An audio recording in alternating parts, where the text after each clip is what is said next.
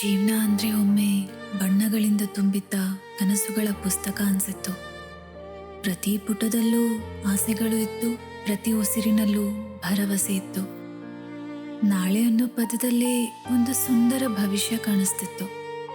ಆದ್ರೆ ಒಂದಿನ ಏನೋ ಬದಲಾಯಿತು. ನಗುತ್ತಿದ್ದ ಕಣ್ಣುಗಳು ನಿಶಬ್ದಕ್ಕೆ ಒಲಿದು ಬಿಟ್ಟವು. ಕಾಯುತ್ತಿದ್ದ ಹೃದಯ ಸೋಲಿಗೆ ಅಭ್ಯಾಸವಾಗಿ ಹೋಯಿತು. ಅರ್ಥವಿರದ ಬದುಕಲ್ಲಿ ಕಿತ್ತೋಗಿರೋ ಕನಸುಗಳು. ಕೆಲವೊಮ್ಮೆ ಜೀವನ ನಮ್ಮನ್ನು ಬದುಕಿಸುತ್ತಿಲ್ಲ, ಕೇವಲ ಉಸಿರಾಡಿಸುತ್ತಿದೆ ಅಷ್ಟೆ. ಹೊರಗಿನಿಂದ ಎಲ್ಲ ಸರಿ ಇದೆ ಅನ್ಸುತ್ತೆ, ಆದ್ರೆ ಒಳಗೆ ಪ್ರತಿದಿನವೂ ಏನೂ ಒಡೆದು ಹೋಗ್ತಾ ಇರೋ ಥರ. ಒಮ್ಮೆ ನಾವು ಕಟ್ಟಿಕೊಂಡ ಕನಸುಗಳು ಇವತ್ತು ನೆನಪಿನ ಅವಶೇಷಗಳಾಗಿ ಬಿದ್ದಿವೆ.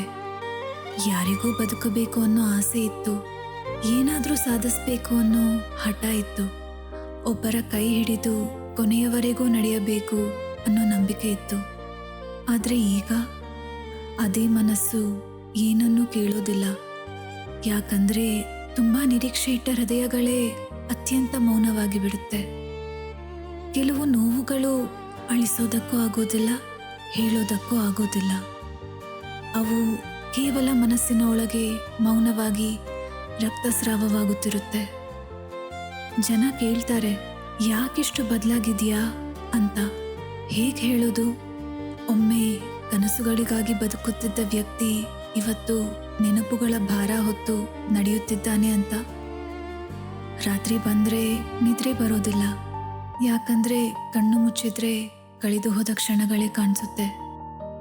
ಒಮ್ಮೆ ನಮ್ಮದೇ ಆಗಿದ್ದ ಕೆಲವು ಜನ ಇವತ್ತು ಕೇವಲ ಕಥೆಗಳಾಗಿ ಬಿಟ್ಟಿದ್ದಾರೆ.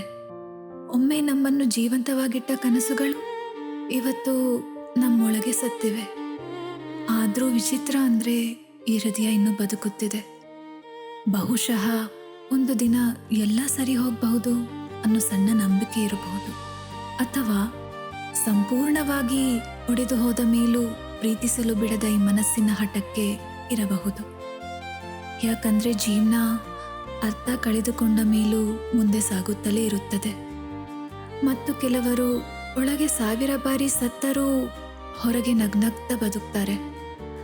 ಅರ್ಥವಿರದ ಬದುಕಲ್ಲಿ ಕಿತ್ತೋಗಿರೋ ಕನಸುಗಳು. ಇದೇ ಬಹುಶಃ ಹೆಚ್ಚು ಜನರ ಭಾವನೆಯೊಳಗಿರುವ ಮೌನದ ಕತೆ.